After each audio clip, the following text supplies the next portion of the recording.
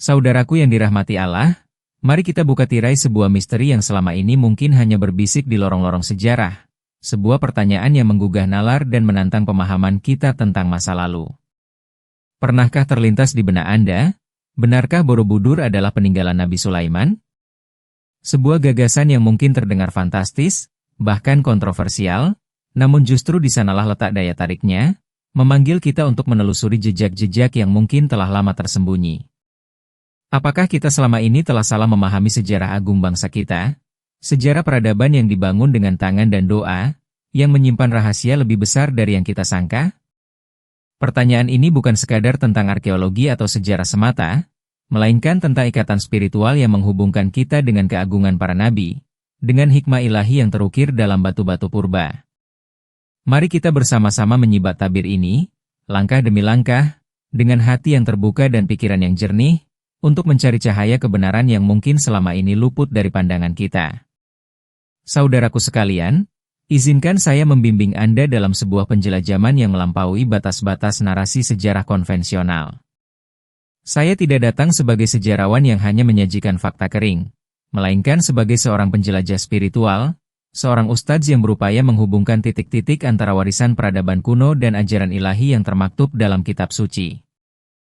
Tujuan kita bukanlah untuk memaksakan sebuah kebenaran, melainkan untuk membuka cakrawala pemikiran, untuk melihat kemungkinan-kemungkinan yang selama ini mungkin dianggap tabu atau tidak masuk akal. Saya berjanji, apa yang akan Anda dengar hari ini akan mengguncang pondasi pemahaman Anda tentang Borobudur, tentang Nabi Sulaiman, dan bahkan tentang sejarah Nusantara Islam itu sendiri. Kita akan menyelami kedalaman Al-Quran, menelusuri hadits, dan mengkaji beberapa kitab kuno serta teori-teori para cendekiawan yang berani berpikir di luar kotak. Ini adalah janji untuk sebuah revelasi, sebuah pemahaman baru yang mungkin akan mengubah cara pandang Anda terhadap salah satu keajaiban dunia yang berdiri megah di tanah Jawa ini. Persiapkan diri Anda, karena kita akan mengungkap rahasia yang mungkin selama ini terpendam di balik relief-relief agung dan stupa-stupa batu. Pernahkah terlintas di benak Anda bahwa ada bagian dari sejarah yang sengaja disembunyikan, atau mungkin kita sendiri yang belum siap menerimanya? Sebuah perasaan mengganjal, seolah ada kepingan puzzle yang hilang dalam narasi besar peradaban manusia. Di era digital ini, di mana informasi mengalir begitu deras, kita semakin disadarkan bahwa banyak kebenaran resmi yang ternyata tidak seutuhnya lengkap, bahkan kadang menyimpang dari hakikatnya. Kita hidup di tengah zaman yang penuh kebingungan, di mana keaslian seringkali terkubur di bawah tumpukan data dan opini yang tak berdasar. Rasa penasaran kita tentang misteri peradaban kuno, tentang keagungan para nabi yang kisahnya abadi dalam Al-Quran, seringkali tidak terpuaskan oleh jawaban-jawaban yang seragam. Ada kerinduan dalam diri kita untuk menyingkap kebenaran yang lebih mendalam, untuk menemukan makna yang lebih hakiki di balik monumen-monumen megah seperti Borobudur. Kita merasa ada sesuatu yang lebih besar dari sekadar apa yang kita lihat, sebuah cerita yang lebih kaya, sebuah warisan spiritual yang lebih agung. Bukankah perasaan ini adalah panggilan jiwa, sebuah bisikan nurani yang menuntut kita untuk mencari lebih jauh? Jika Borobudur bukan sekadar candi, melainkan sesuatu yang lebih dari itu, apa dampaknya bagi identitas kita sebagai bangsa dan umat? Bayangkan, jika teori ini memiliki dasar yang kuat, betapa dalamnya akar spiritual yang mengikat kita dengan jejak kenabian, betapa megahnya sejarah yang menyatukan berbagai peradaban di bawah payung hikmah ilahi. Rasa penasaran ini bukan sekadar hobi, melainkan sebuah dorongan spiritual untuk memahami kebesaran Allah melalui tanda-tanda keagungannya di bumi. Kisah nyata tentang bagaimana sebuah gagasan yang semula dianggap mustahil, kini mulai menemukan jalannya untuk diterima, adalah bukti bahwa kebenaran itu takkan pernah bisa sepenuhnya disembunyikan. Mari saya ceritakan sebuah fragmen dari perjalanan seorang akademisi. Sebut saja Profesor Ahmad, seorang arkeolog yang seumur hidupnya dididik dalam paradigma ilmiah barat yang skeptis. Profesor Ahmad adalah tipikal ilmuwan yang hanya percaya pada apa yang bisa ia sentuh, ia ukur, dan ia buktikan secara empiris. Ia pernah menertawakan gagasan tentang Borobudur yang terkait dengan Nabi Sulaiman, menganggapnya sebagai fantasi belaka. Namun, suatu ketika, saat meneliti struktur dan simbolisme arsitektur kuno Islam di berbagai belahan dunia, ia menemukan pola-pola yang anehnya beresonansi dengan relief-relief Borobudur. Ia mulai membandingkan dengan deskripsi istana Nabi Sulaiman dalam kitab-kitab sejarah, bahkan dalam tafsir Al-Quran. Semakin ia menyelam, semakin banyak anomali yang ia temukan pada Borobudur, yang tidak sepenuhnya cocok dengan narasi konvensional tentang asal-usulnya.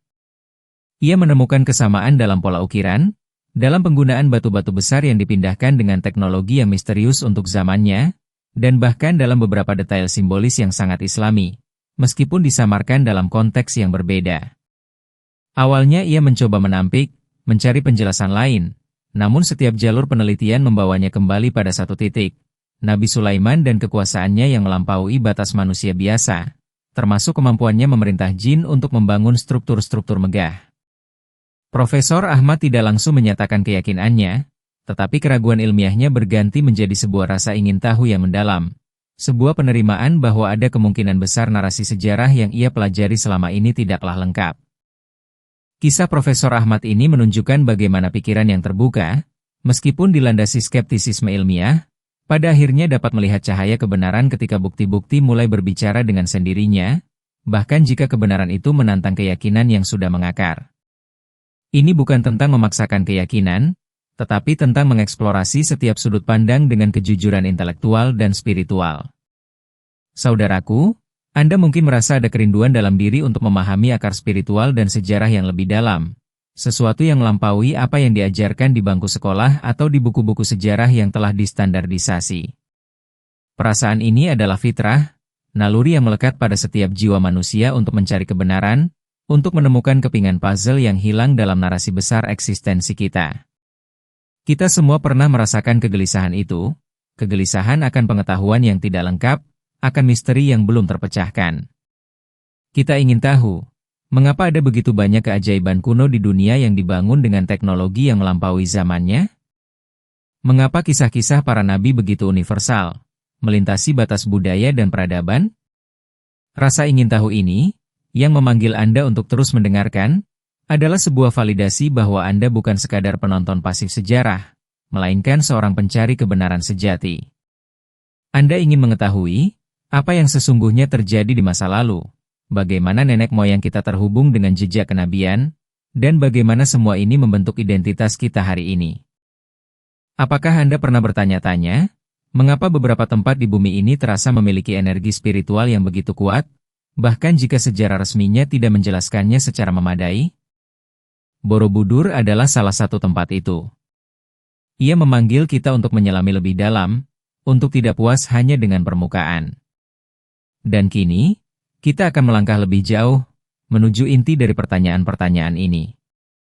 Apa kaitan semua ini dengan takdir dan perjalanan spiritual pribadi kita di masa kini? Pemahaman ini, yang akan kita gali bersama, bukan hanya sekadar menambah wawasan sejarah, tetapi juga dapat memperkaya iman, memberikan perspektif baru tentang kekuasaan dan kebijaksanaan Allah Subhanahu wa Ta'ala, yang Maha menyusun segala sesuatu, dari yang terlihat hingga yang tersembunyi. Di sini, kita mulai menyentuh inti dari pertanyaan yang telah lama bergema. Benarkah Borobudur adalah peninggalan Nabi Sulaiman? Petunjuk awal ada dalam struktur namanya itu sendiri, Borobudur. Beberapa cendekiawan dan ahli bahasa telah mengemukakan bahwa nama ini bisa jadi berasal dari frasa Arab, Borobudur, yang secara harfiah berarti, buruk yang budur.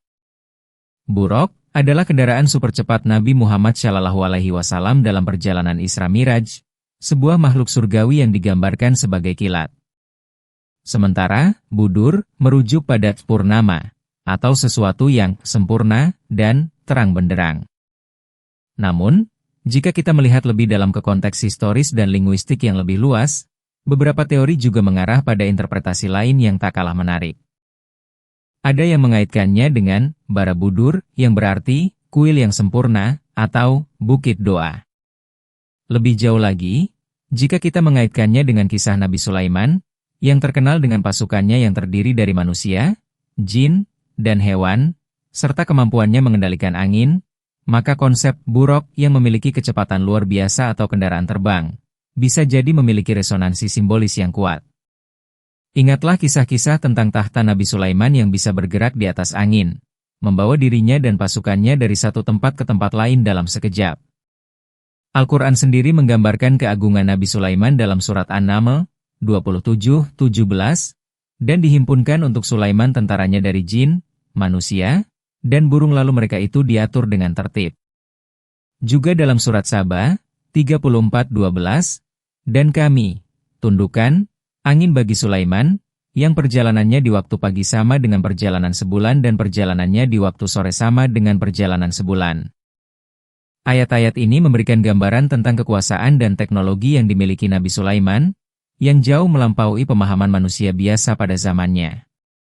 Selain itu, jika kita menelisik lebih jauh, relief-relief di Borobudur yang menggambarkan kapal-kapal besar dengan teknologi pelayaran maju, sangat sesuai dengan narasi Nabi Sulaiman yang memiliki armada laut yang besar dan berlayar ke seluruh penjuru dunia untuk mencari kekayaan dan pengetahuan.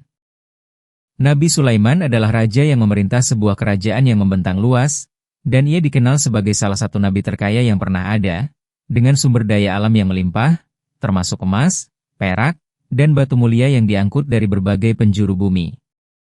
Keterkaitan dengan penemuan artefak-artefak emas dan perak di sekitar Borobudur, yang tidak sepenuhnya bisa dijelaskan oleh narasi sejarah lokal, memberikan celah yang menarik untuk dihubungkan dengan kekayaan kerajaan Nabi Sulaiman. Di sisi lain, ada juga yang menyoroti simbolisme angka-angka pada struktur Borobudur, seperti jumlah tingkat, stupa, dan patung, yang disebut-sebut memiliki korelasi dengan angka-angka atau konsep numerik dalam tradisi spiritual Islam atau Yahudi, yang merupakan warisan dari Nabi Sulaiman.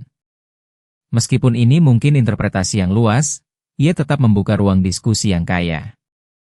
Desain Borobudur yang melingkar, dengan stupa-stupa yang mengelilingi stupa utama di puncak, sering diinterpretasikan sebagai sebuah mandala yang melambangkan alam semesta dan perjalanan spiritual menuju pencerahan.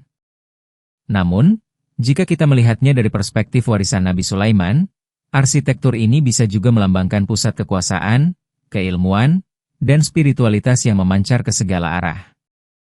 Perhatikan pola ukiran yang menyerupai sulur-sulur tanaman anggur atau zaitun, yang sangat umum dalam seni Islam, meskipun dalam konteks Borobudur sering diidentifikasi sebagai motif bunga teratai. Ini adalah contoh bagaimana simbolisme bisa memiliki interpretasi yang berlapis dan melintasi budaya.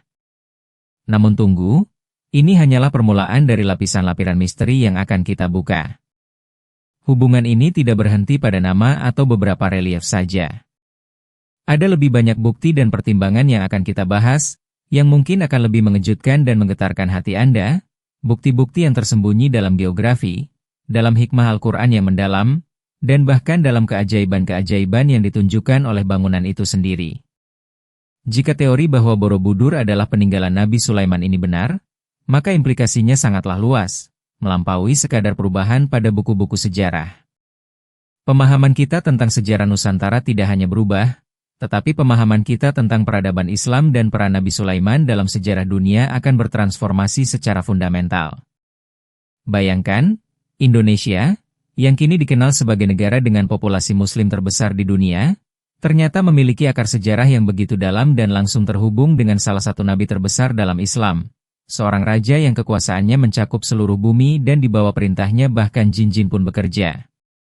Ini akan memberikan legitimasi spiritual yang luar biasa bagi bangsa ini, menunjukkan bahwa Nusantara bukan sekadar tempat Islam datang kemudian, melainkan telah menjadi bagian integral dari jejak kenabian sejak ribuan tahun silam. Kita tidak lagi hanya menjadi penerima peradaban, melainkan pewaris langsung dari sebuah peradaban ilahi yang agung. Konsekuensi lainnya adalah bagaimana kita memandang Al-Quran.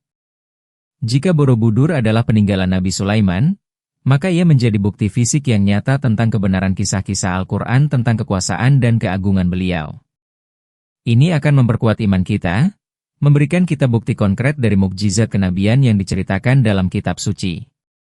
Ini bukan lagi sekadar kisah lampau yang indah, melainkan sebuah realitas sejarah yang bisa kita sentuh, kita lihat, dan kita renungkan.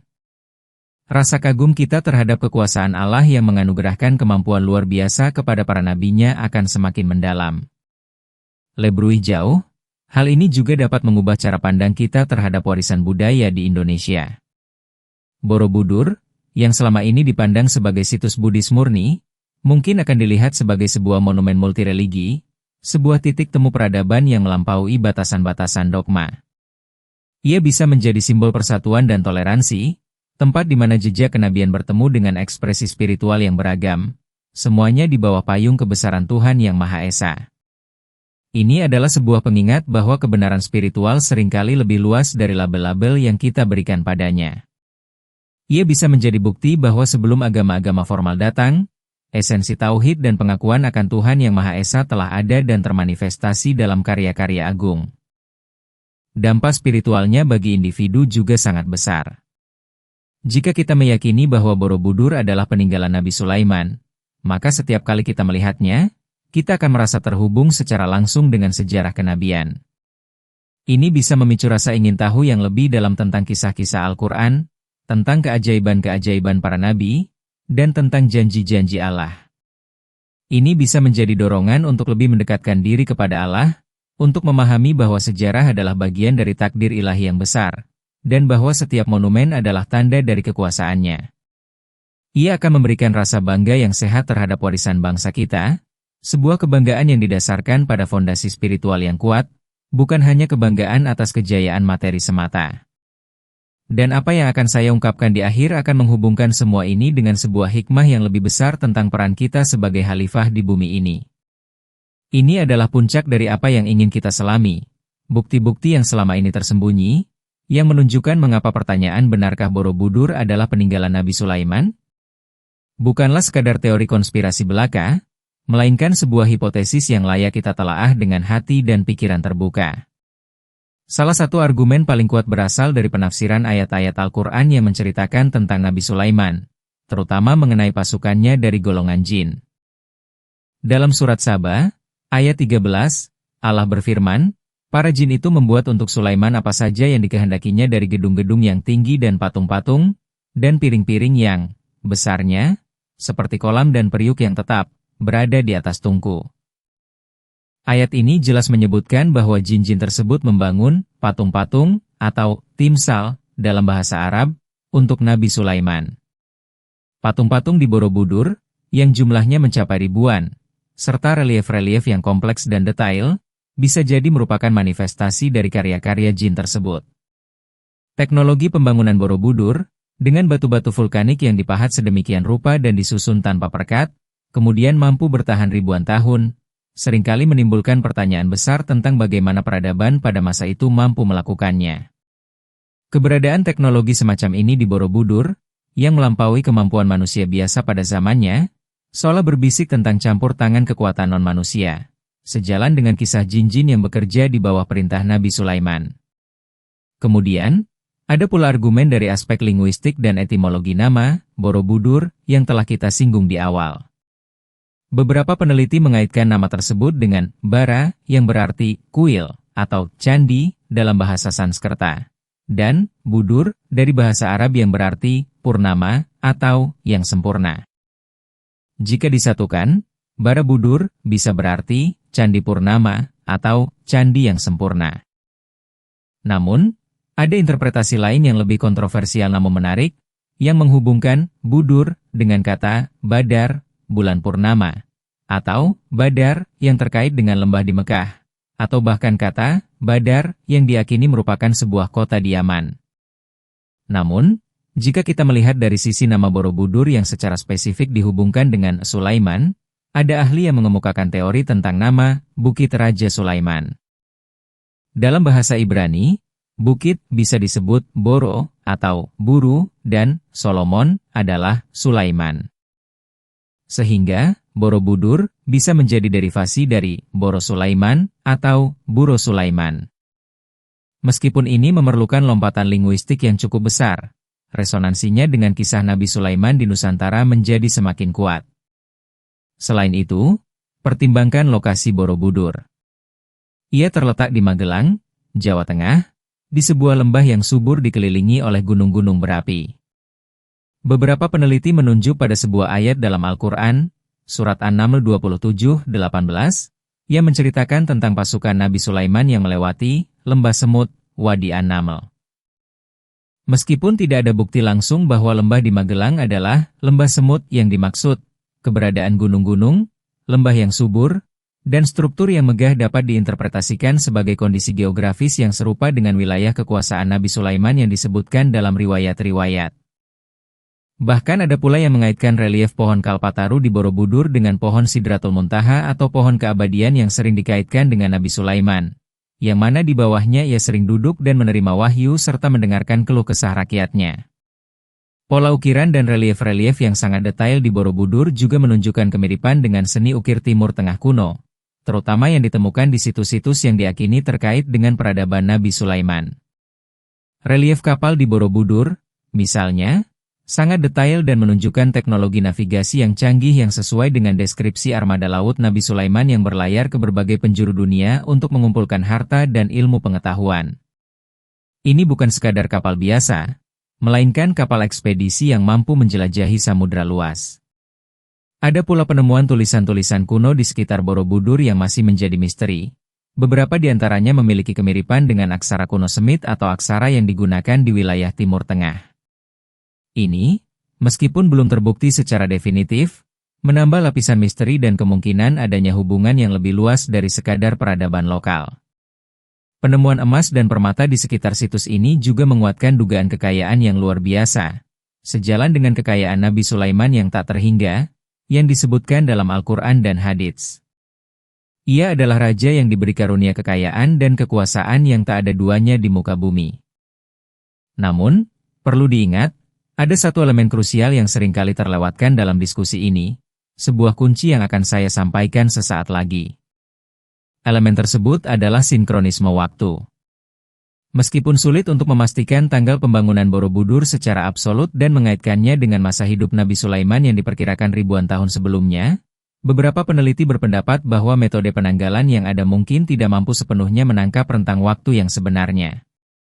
Mereka berpendapat bahwa peradaban kuno mungkin memiliki cara penulisan sejarah dan penanggalan yang berbeda, dan bahwa struktur seperti Borobudur mungkin telah mengalami beberapa kali renovasi atau pembangunan ulang di atas pondasi yang jauh lebih tua. Sebuah monumen seukuran itu, dengan teknologi yang begitu maju, membutuhkan waktu pembangunan yang sangat lama, mungkin ratusan tahun, yang bisa jadi dimulai pada zaman yang sangat kuno. Jadi, ketika kita bertanya benarkah Borobudur adalah peninggalan Nabi Sulaiman, kita juga harus berani bertanya tentang keakuratan sistem penanggalan kita saat ini terhadap peradaban purba yang mungkin jauh lebih maju dari yang kita duga. Lalu, apa makna semua ini bagi kita yang hidup di zaman ini? Bagaimana kita bisa mengaplikasikan pemahaman ini dalam perjalanan spiritual pribadi kita? Pengetahuan tentang warisan spiritual Nabi Sulaiman ini, dan kemungkinan kaitannya dengan Borobudur, tidak hanya sekadar menambah wawasan sejarah, melainkan juga memiliki implikasi mendalam bagi penguatan iman kita. Pertama, ia mengajarkan kita untuk tidak mudah menerima narasi tunggal, untuk selalu mencari kebenaran dengan pikiran yang terbuka dan hati yang lapang. Sebagaimana Al-Quran mendorong kita untuk merenungkan ciptaan Allah, maka sejarah dan artefak kuno adalah bagian dari tanda-tanda kebesarannya yang harus kita gali maknanya. Kedua, pengetahuan ini memperkuat keyakinan kita pada mukjizat para nabi. Kisah Nabi Sulaiman, dengan kemampuannya mengendalikan angin, memerintah jin, dan berkomunikasi dengan binatang, seringkali dianggap sebagai bagian dari mitos atau alegori belaka oleh sebagian orang yang tidak beriman. Namun, jika ada bukti fisik dari karya-karya yang dibuat oleh kekuatan non-manusia yang dia perintahkan, seperti yang diindikasikan oleh Borobudur, maka ini adalah validasi konkret terhadap kebenaran kisah-kisah dalam Al-Quran. Ini akan meningkatkan keyakinan kita pada kekuasaan Allah yang tak terbatas, yang mampu menganugerahkan kemampuan luar biasa kepada hamba-hamba pilihannya. Bagaimana pengetahuan tentang warisan spiritual Nabi Sulaiman ini dapat memperkuat iman kita di tengah zaman yang penuh kebingungan? Dengan menyadari bahwa kebenaran ilahi itu nyata, terukir dalam sejarah, dan bahwa janji-janji Allah akan selalu terbukti. Ketiga, ia menginspirasi kita untuk menjadi pribadi yang lebih berani dalam mencari ilmu dan kebenaran. Nabi Sulaiman adalah seorang raja yang sangat bijaksana, ahli dalam berbagai bidang ilmu pengetahuan, dan selalu bersyukur atas karunia Allah. Kita pun harus meneladani beliau, tidak hanya terpaku pada ilmu-ilmu duniawi, tetapi juga mendalami ilmu-ilmu spiritual, ilmu tentang alam semesta, dan ilmu tentang sejarah peradaban. Ini akan membantu kita melihat hubungan antara berbagai disiplin ilmu, dan menyadari bahwa semua ilmu berasal dari Allah. Kita juga diajarkan untuk tidak mudah putus asa dalam mencari kebenaran, bahkan jika itu berarti melawan arus pemikiran yang dominan. Keempat, pengetahuan ini mendorong kita untuk lebih menghargai warisan budaya dan spiritual bangsa kita. Borobudur, terlepas dari sejarah pastinya, adalah sebuah monumen keagungan. Jika ia memiliki akar kenabian, maka ia menjadi sebuah pusaka yang jauh lebih berharga, sebuah simbol identitas spiritual yang kuat bagi umat Islam di Indonesia. Kita harus menjaga dan melestarikannya, bukan hanya sebagai situs wisata, tetapi sebagai tanda kebesaran Allah dan jejak para nabinya di bumi Nusantara ini. Ini juga mengingatkan kita bahwa kebesaran peradaban bukanlah semata-mata tentang kemajuan teknologi, tetapi tentang ketinggian spiritual dan kedalaman hikmah. Jadi, ketika Anda merenungkan Borobudur atau monumen kuno lainnya, lihatlah dengan mata hati, dengan mata spiritual. Bayangkan kemungkinan-kemungkinan yang lebih besar, dan biarkan rasa ingin tahu Anda membimbing Anda menuju pemahaman yang lebih dalam tentang kebesaran Allah dan jejak para nabinya di muka bumi. Ini adalah cara kita mengaplikasikan ilmu, bukan hanya untuk menambah pengetahuan, tetapi untuk mempertebal iman dan meningkatkan ketakwaan. Saudaraku, kita telah mengarungi lautan pengetahuan, dari pertanyaan awal yang menggugah, benarkah Borobudur adalah peninggalan Nabi Sulaiman? Hingga kini kita tiba pada pemahaman yang lebih utuh, lebih berlapis, dan jauh lebih dalam. Kita telah melihat bagaimana Al-Quran, hadits, dan berbagai penelitian lintas disiplin ilmu membuka pintu bagi sebuah narasi sejarah yang mungkin jauh lebih kaya dari yang kita sangka. Ini bukan tentang memaksakan satu kebenaran mutlak, melainkan tentang membuka hati dan pikiran kita terhadap kemungkinan-kemungkinan ilahi, terhadap tanda-tanda kekuasaan Allah yang tersebar di seluruh alam semesta, termasuk di tanah air kita sendiri. Semoga perjalanan ini memperkuat iman Anda, memperluas wawasan Anda, dan menginspirasi Anda untuk menjadi pencari kebenaran sejati yang tidak pernah lelah. Wahai Zat yang Maha mengetahui segala rahasia yang tersembunyi, yang Maha memiliki segala ilmu di langit dan di bumi. Kami memohon kepada MU, ya Allah, berikanlah kami pemahaman yang mendalam tentang sejarah MU, tentang jejak-jejak kenabian MU yang Engkau ukir dalam peradaban. Ya Allah, bimbinglah hati kami untuk senantiasa mencari kebenaran, untuk tidak mudah puas dengan permukaan, dan untuk selalu merenungkan tanda-tanda kebesaran MU. Jika Engkau, dengan hikmah MU yang tak terhingga, memang telah meletakkan jejak Nabi Sulaiman di tanah Borobudur ini, maka bukakanlah mata hati kami untuk melihatnya, dan jadikanlah itu sebagai penguat iman kami. Berikanlah kami kekuatan untuk menghadapi keraguan, dan berikanlah kami keyakinan yang teguh dalam setiap kebenaran yang Engkau tunjukkan. Limpahkanlah rahmat dan hidayah MU kepada kami, keluarga kami, dan seluruh umat Islam. Jadikanlah kami hamba-hamba MU yang bersyukur, yang senantiasa mencari ridha MU dalam setiap langkah kehidupan. Ya Allah, akhirilah hidup kami dengan husnul hatimah, dan kumpulkanlah kami bersama para nabi, siddiqin, syuhada, dan syalihin di surga MU yang abadi. Amin ya Rabbal Alamin.